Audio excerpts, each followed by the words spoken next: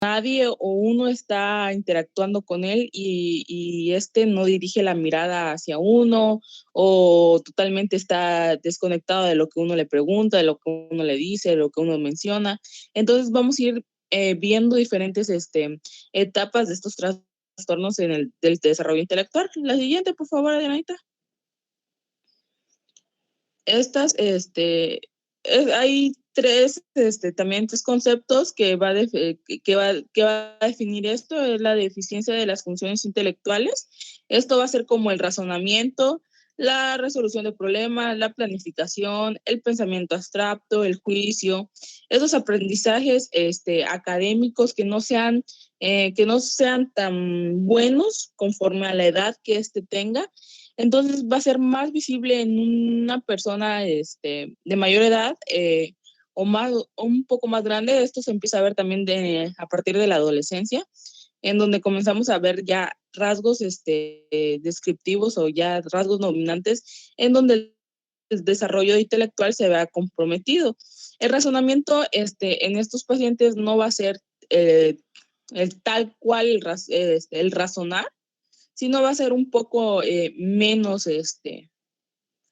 razonamiento, menos lógico, menos de comportamiento de manera racional, ¿no? Entonces también vamos a tener que la deficiencia del comportamiento adaptativo, estos producen fracaso del cumplimiento de los estándares de desarrollo sociocultural y participación social de la vida independiente en múltiples entornos. Esto quiere decir que los pacientes, como ya les había comentado, van a tener muchas dificultades de socializar o por así decir, de encajar. Y entonces vamos a ir viendo poco a poco cómo estos trastornos, si tal, limitan la vida del paciente, limitan un poco y crean otras alteraciones en donde pueden estar involucrados ciertos factores. El inicio de la deficiencia de la deficiencia intelectual, esto inicia durante el periodo de desarrollo, como les mencionaba, no va a ser tan visible en un pequeño, en un niño pequeño, sino va a ser visible un poquito más grande entre la edad de preescolar y la adolescencia, mencionaba principalmente la guía de práctica, la DMS. 5 y esto va a ser poco a poco como que muy interpretado. También mis compañeros van a mencionar que es un poco como que no difícil pero controversial el diagnóstico. La siguiente, por favor, Adrianita. Y pues generalmente va a ser una discapacidad intelectual, equitativa y eso también va a tener términos con el objetivo de facilitar la relación entre otros sistemas de clasificación. Eh, Principalmente se habla de una ley, en una cláusula federal de los Estados Unidos, de la 111, 120, 256, que menciona como una ley específica para estos pacientes, ¿no? Que tanto el tratamiento, tanto el diagnóstico, tanto el seguimiento deben ser evaluados conforme a la ley. La siguiente, por favor, Adenta.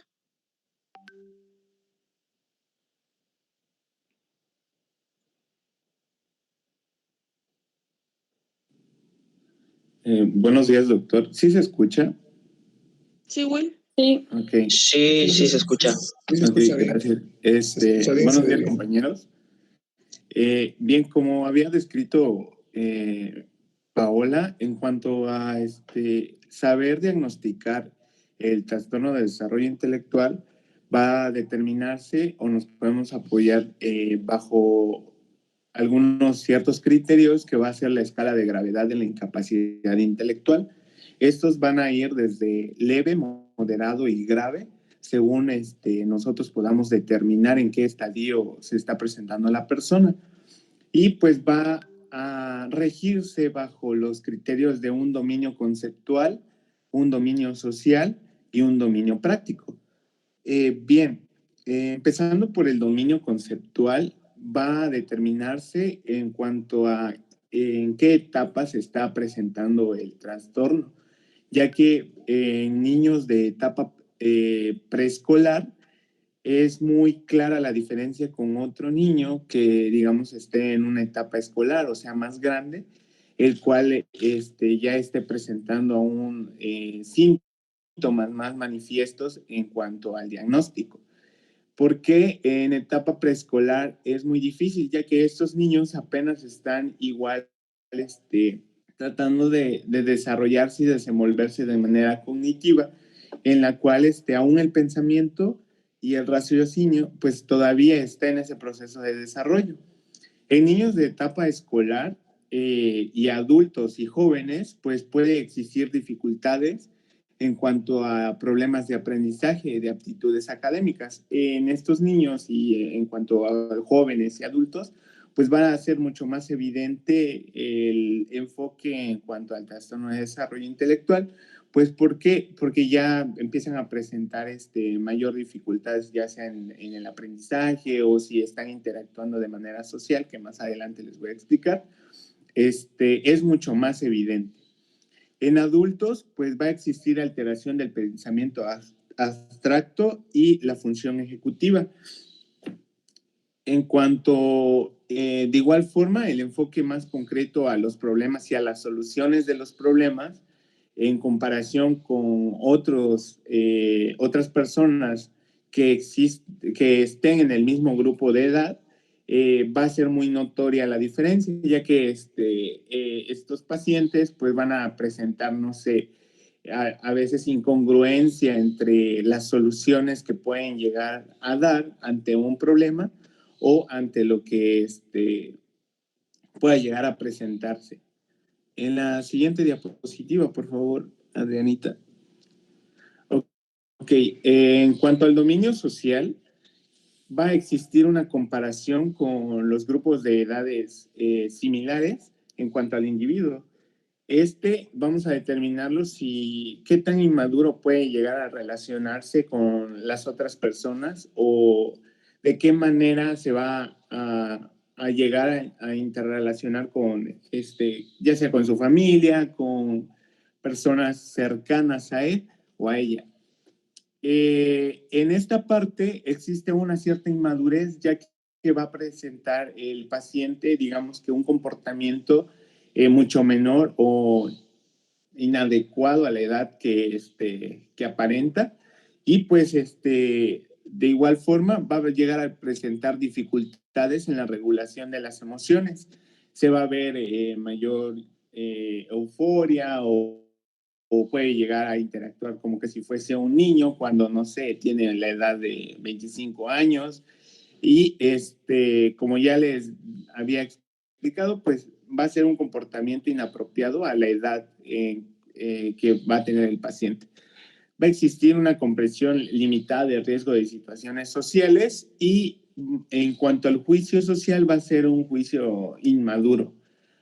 En esta parte, pues va a limitarse mucho, va a tener mayor cuidado estos pacientes deben de tener mayor cuidado en cuanto a cómo relacionarse con las otras personas y qué es lo que tiene límite. Por ejemplo, digamos, estos pacientes no van a llegar o se les va a hacer muy difícil determinar, digamos, las normas o reglas que rigen una sociedad. Y esto lo va a hacer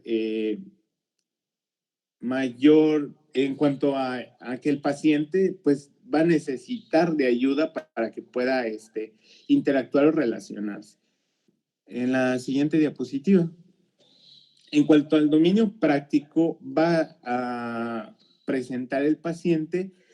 En esta parte, la guía nos habla acerca de qué tan funcional puede llegar a ser el individuo o el paciente y de qué manera y en qué momentos va a necesitar ayuda. El individuo pues puede funcionar de manera apropiada a su edad en cuanto al cuidado personal. Esto ya sea determinado por algún familiar o la persona que esté bajo su tutela, pues va a ayudarlo en cuanto al cuidado personal, aseo, en cuanto a las áreas que puede llegar a tener cercanas. los individuos van a necesitar ayuda con ciertas tareas de la vida cotidiana. Por muy fácil que parezcan las tareas, pues van a necesitar de esta ayuda en cuanto a que tienen que aprender a dominar ciertas áreas, como por ejemplo, no sé, saber los nombres de toda su familia, poder desplazarse con mayor independencia, y va a ser requerida esta ayuda y como verán, pues son actividades que se ven de manera cotidiana en una persona que no sufre de este trastorno. En la vida adulta, pues esta ayuda pues también va a implicar en actividades como compra, trasladarse de un lugar a otro, la organización doméstica, organización de limpieza, cuidados personales. Se va a necesitar ayuda sobre el cuidado de la salud y legales. Por eso les había mencionado que estas personas, al tener ayuda, tienen que ser una persona que esté bajo el cargo, no solo bajo la tutela, digamos, de que tienen que aprender diversas actividades, sino que va a necesitar estar al cuidado completo de su salud si llegase a presentar alguna otra enfermedad, o en asuntos legales si ya es mayor de edad y va a necesitar hacer ciertos trámites. Y ayuda para criar a una familia. En este punto, pues mencionaba la guía que va a ser muy requerido el apoyo familiar, pero además de esto, estas personas, digamos que, bueno, ya son grandes y relacionarse con otras, pues pueden llegar a procrear, no están exentos de eso. Entonces, ¿qué es lo que van a determinar esta parte? Pues va a necesitar todavía mayor ayuda, porque hay veces que incluso, digamos, el padre sufre de este trastorno y ya los hijos son quienes cuidan de él para que pueda interactuar con su propia familia. En la siguiente diapositiva, bueno, acá ya empieza mi compañero. Les dejo. Bueno, buenos días. Vamos a continuar con los criterios de diagnóstico de dificultad intelectual, en la cual vamos a hablar de la gravedad moderada. En estos individuos van a mostrar un marcado déficit con respecto a lo esperado para su edad, o sea, no su comportamiento, su actividad social y otras actividades no van a estar acordes a su desarrollo. En el área conceptual, en la edad preescolar, el lenguaje y las habilidades se van a desarrollar más lentamente. Vamos a ver a un paciente, a un niño que no coordina bien su motricidad, no habla o tiene dificultades para hablar. En la edad escolar, el progreso en la lectura, escritura y matemáticas y la comprensión del tiempo y el dinero ocurre más lento y es más marcada en cuanto al límite con sus iguales, ¿no? Con sus compañeros. Y en la edad adulta, las habilidades académicas se desarrollan en un nivel elemental que requieren apoyo para el uso de dichas habilidades en el trabajo y en su vida cotidiana. Entonces vemos que son adultos que requieren un apoyo constante para sus actividades. Ahora, continuando en el área social, podemos ver que en cuanto a las características, se va a ver que las personas van a mostrar una marcada discapacidad, una marcada diferencia con respecto a sus iguales en la conducta social y comunicativa. Esto quiere decir de que el paciente va a tener dificultades para lo que es el desarrollo social y la comunicación. Por ejemplo, el lenguaje hablado es típicamente una herramienta primaria para la comunicación, pero en este caso es mucho menos compleja y a la de sus compañeros, ¿no? O sea, quiere decir de que sus oraciones no van a estar muy estructuradas, van a ser de forma simple y de un contexto muy, ahora sí que muy plano, muy muy desigual. Pueden tener éxito en crear amistades a lo largo de su vida e incluso a veces en establecer relaciones románticas, ¿no? Pero en este caso, la dificultad es de que no va a poder percibir o interpretar con precisión las señales sociales, ¿no? De su entorno. Ahora, en cuanto a los juicios sociales y las aptitudes para la toma de decisiones, está limitada. Eso quiere decir de que pues, van a requerir un apoyo para tomar las decisiones acorde pues, a la vida que quieren. Por eso es que van a necesitar un apoyo a largo o mediano plazo, para que pues tenga un éxito en las situaciones sociales o de comunicación o en el trabajo. Continuando, y sería ya el último en cuanto a los criterios de gravedad moderada, en cuanto a la práctica es de que pueden cuidar de sus necesidades personales como comer, vestirse, tener una higiene personal adecuada, en el caso del adulto. Esto aunque, bueno, requiere un periodo extenso de enseñanza y lleva tiempo para que pueda ser independiente en esta área. También en cuanto al trabajo, puede ser independiente en empleos que requieran una limitada habilidades conceptuales y de comunicación. Y como dije anteriormente, estos pacientes van a requerir apoyo adicional de aprendizaje a través de un periodo largo de tiempo. O sea, les va a costar demasiado establecer una como pequeña rutina en su trabajo y ahora sí que en su entorno ya intrapersonal.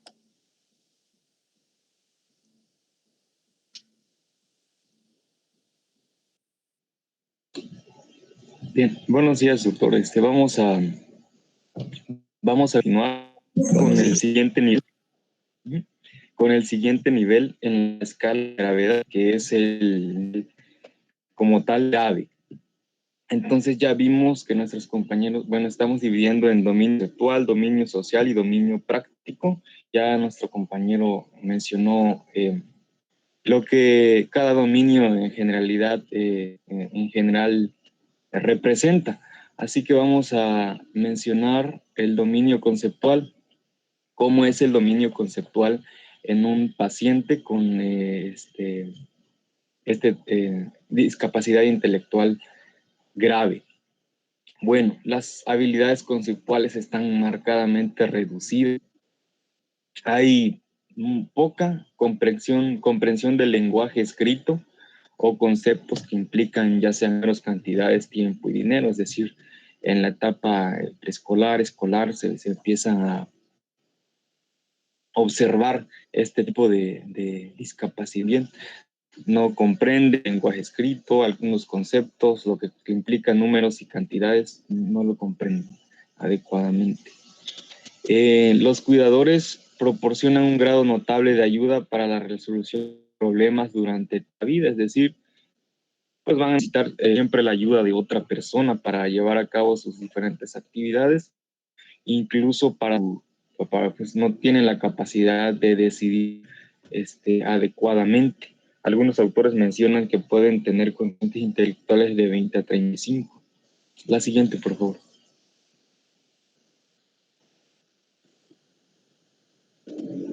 Bueno, dentro del social, pues su lenguaje, o sea, al interactuar con otras personas o al querer comunicarse, va a estar muy limitado su lenguaje hablado, vocabulario y gramática también. Prácticamente el habla y la comunicación se centran en el presente. O sea, no puede tratar de hacer explicaciones complejas o recordar situaciones anteriores. Entonces, prácticamente el habla y la comunicación se van a centrar en el aquí y ahora. Y como les decía, no, el lenguaje se usa solo pues, para comunicarse, no para explicar algo complejo, solo para tratar de comunicarse lo poco que pueden. Comprenden el habla sencilla, sí, las gesticulaciones también. Y algo que se menciona también es que la relación con la familia son una fuente de placer y ayuda, es decir, ellos siempre dependen también de la familia prácticamente para funcionar y pues para tener interacción social. La siguiente. Bien, dentro del dominio práctico, ya comentamos que para llevar a cabo sus actividades prácticas de la vida cotidiana van a necesitar ayuda, siempre, constantemente, supervisión constante. Ellos no pueden realizar sus actividades de manera adecuada solos, ni tomar decisiones razonables solos o decisiones responsables. La adquisición de habilidades se va a dar por aprendizaje a largo plazo, es decir, con pues, terapia constante para que ellos puedan de alguna manera adquirir ciertas habilidades. Son pocas la verdad, pero pues se pueden si se está con una terapia de aprendizaje a largo plazo. Dentro de las tareas domésticas y ocio, ya dijimos, necesita ayuda constante, depende de otra persona para llevar a cabo sus actividades, ya lo repetimos y recalcamos. Y en algunos casos, en un porcentaje mínimo, se provocan lesiones ellos mismos. Bueno, por mi parte, esto sería todo en cuanto al nivel de la escala grave, conceptual, social y práctica. Buenos días, doctor, y buenos días, compañeros. Continuando con el tema, vamos a hablar sobre el último punto, que es la escala de gravedad, va a ser la escala profunda. Aquí vamos a observar que este es el punto más grave porque ya las habilidades conceptuales van a implicar generalmente del mundo físico más que de procesos simbólicos.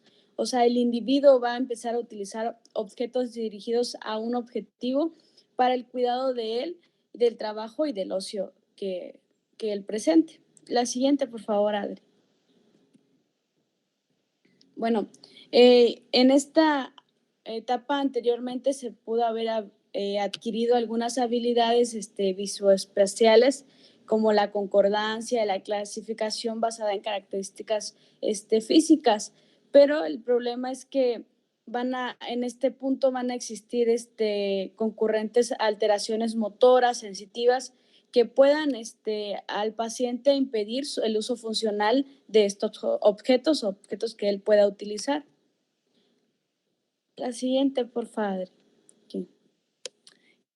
Hablando del dominio social, bueno, estos tipos de pacientes es muy difícil que tenga una que sea comprendido y otra que haya una comunicación tanto simbólica como en sus gestos hacia las otras personas. En este punto, el individuo sí puede llegar a comprender instrucciones o gestos sencillos, pero algunas instrucciones que sean más complicadas o implican mayor tiempo o indicaciones, es difícil que el paciente lo lleve a cabo.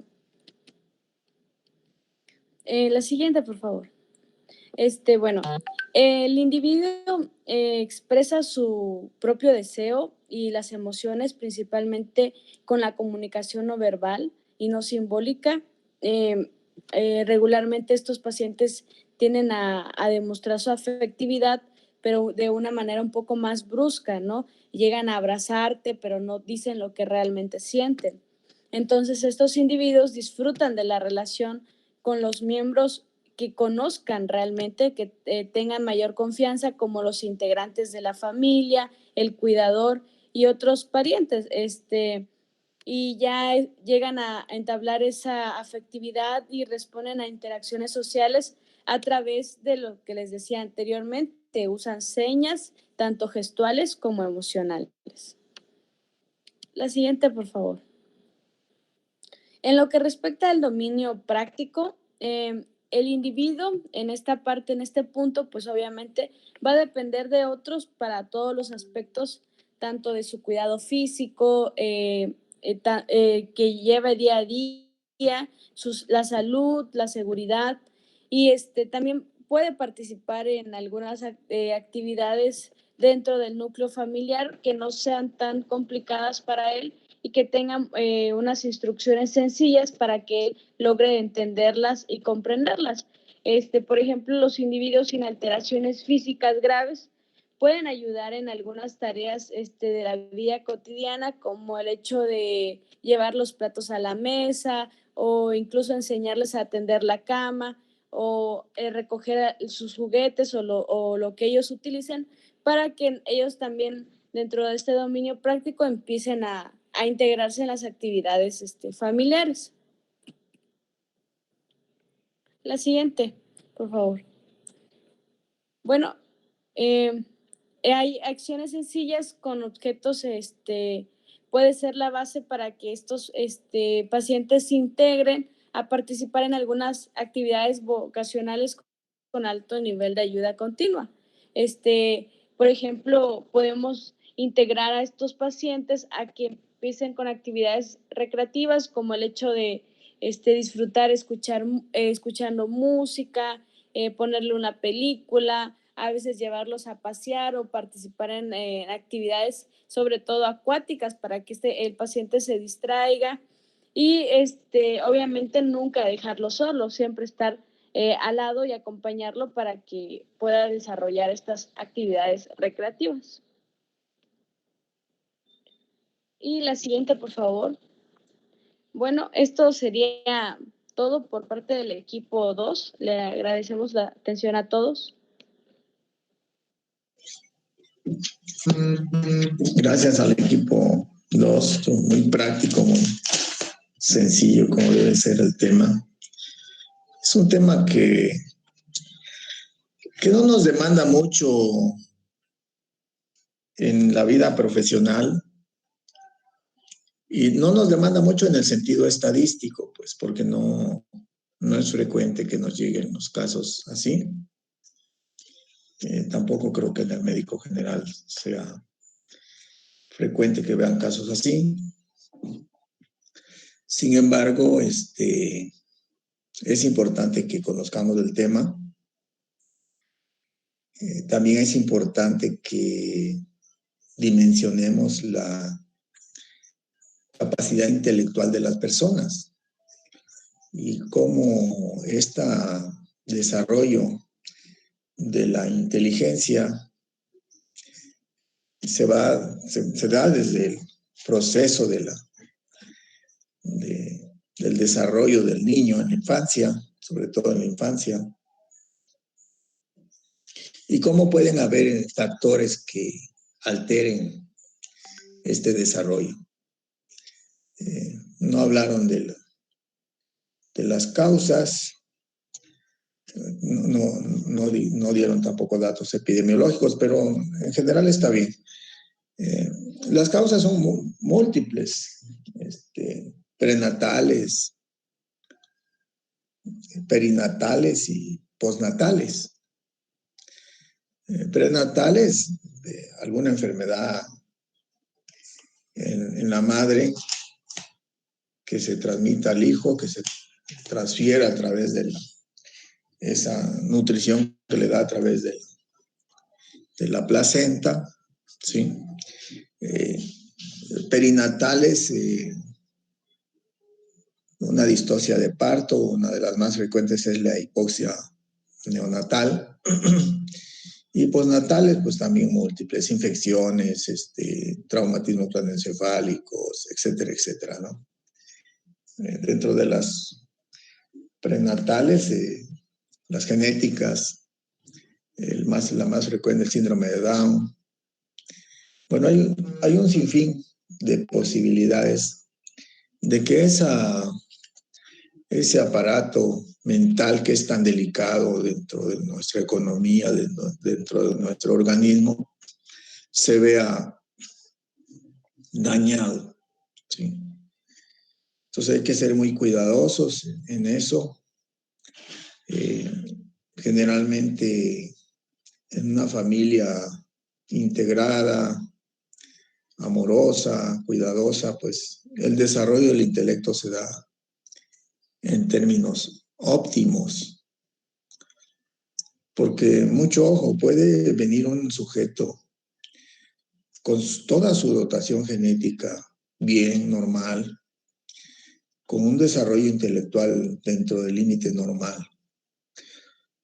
Pero si ocurren factores de diversa índole donde no se estimule adecuadamente el desarrollo intelectual, el que es limítrofe puede bajar a leve, discapacidad intelectual leve.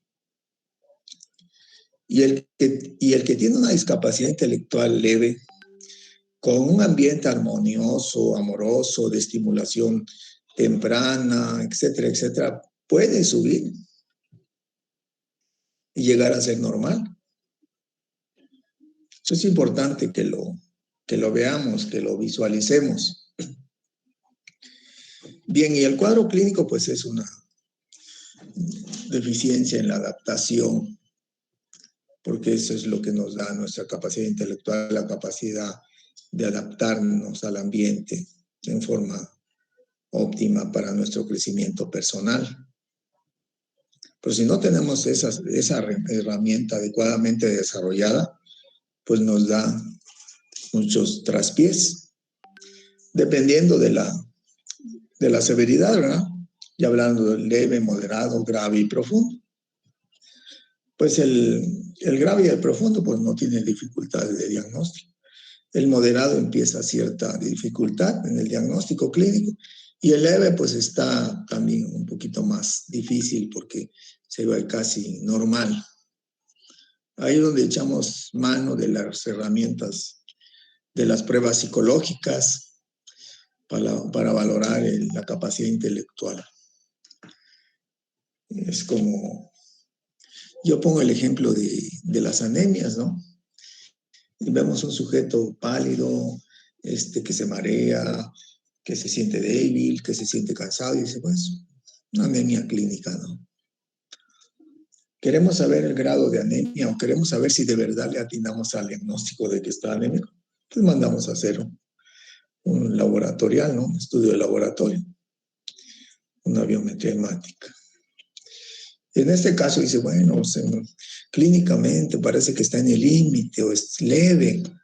No lo tengo bien todos los datos clínicos bien amarrados, pues vamos a apoyarnos en las pruebas psicológicas. ¿De acuerdo? Bueno, y el manejo, estimulación temprana, ambiente de armonía, de paz, de integración, de equilibrio, de amor, más lo que se vaya presentando, ¿no? Estos sujetos con discapacidad intelectual, en algunos moderados o graves en el desarrollo de la adolescencia, pues se pueden presentar cuadros de psicosis agregada. Si se le presenta un estado de psicosis, un cuadro de psicosis agregado, pues se le da el antipsicótico mientras se normaliza. O bien se pueden deprimir. Por ejemplo, el leve o moderado se da cuenta cabal de que algo no está funcionando bien en él o en ella y se deprimen.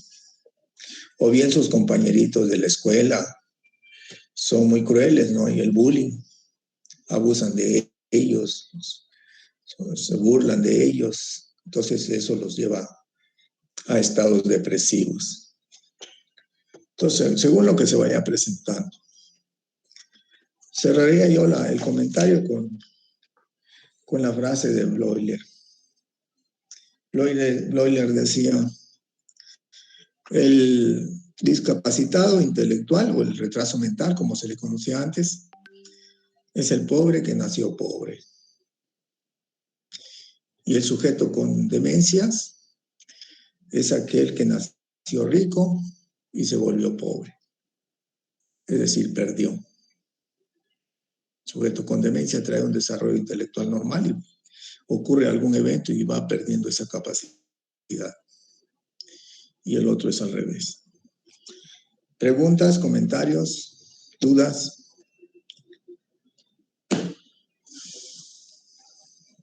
Doctor, esta patología se presenta a veces en nacimiento, ¿verdad? Puede presentarse en cualquier etapa de edad. Sí, seamos prácticos. Por ejemplo, lo llevan a la consulta a un niño que tiene dificultades en su aprendizaje. o en su adaptación.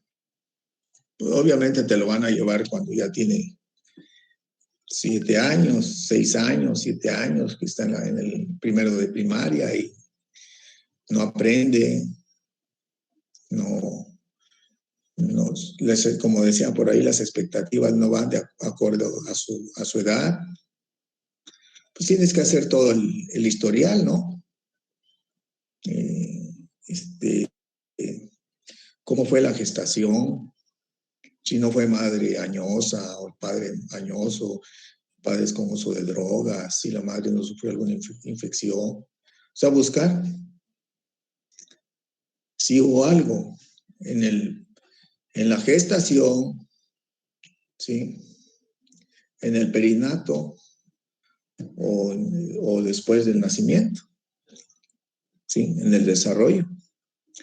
Por eso es importante que también ustedes hagan bien la historia clínica y dentro de la historia clínica desarrollen bien el apartado de desarrollo psicomotor, exploren bien el apartado de desarrollo psicomotor, cómo va,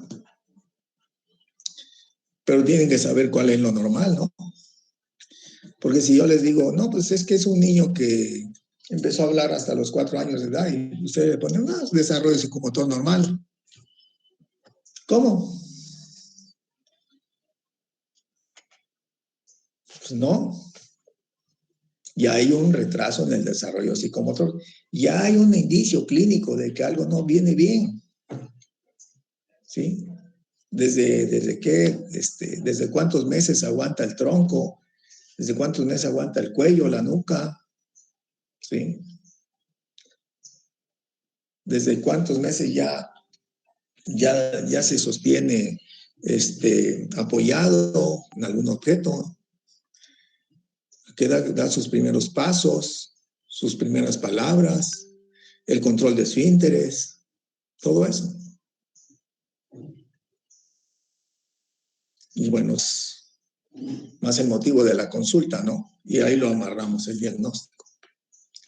Si tenemos duda de diagnóstico porque es limítrofe o es leve, pues ya nos apoyamos en otras pruebas. ¿De acuerdo? No sé si contesta tu pregunta. ¿Quién se preguntó? No veo quién preguntó. Ah, Marcela, sí. Sí, gracias. ¿Alguien más? Sí, doctor, buenos días. Pero no respecto al tema, sino a mi equipo le toca exponer trastornos por abusos de sustancias, pero es algo extenso el tema y quisiera que nos dijera en qué gustaría que nos enfocáramos un poquito más. Bueno, vamos a ser prácticos. Vamos a enfocar marihuana, cocaína,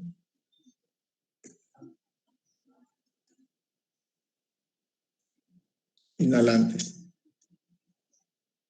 ¿Sí?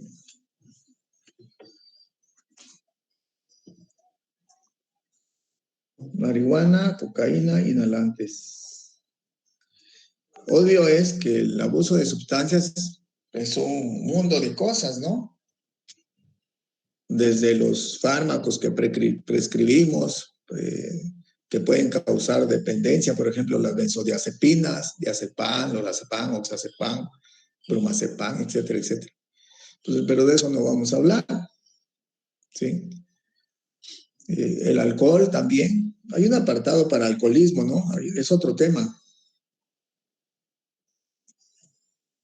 Alcohol. No sé si lo van a dividir el tema o lo van a abarcar todo. Pregúntales, les pregunto. Creo que lo va a abarcar todo el equipo, Doc. Bueno, entonces van a hablar entonces de alcohol, marihuana, cocaína, inhalantes. Lo más práctico posible. Nos faltaría, ¿qué otro tema nos falta? TDAH creo que viene. TDAH. Sí, doctor, mañana pues se presenta TDAH.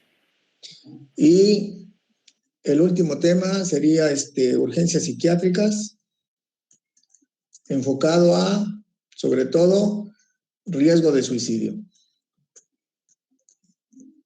O suicidio, como le llaman el tema, ¿no? Creo que esos son los últimos 3 temas y el viernes como quedamos, les aplico el examen de la tercera unidad. ¿Les parece? ¿Están de acuerdo o se me está barriendo algún tema? Jaime. Ahí lo estoy revisando, Doc. ¿Todo bien? ¿Todo bien? ¿Sí? Sí, Doc, está bien. Sí. Ok. Bueno. Tengan excelente día. Sáquenle provecho al día.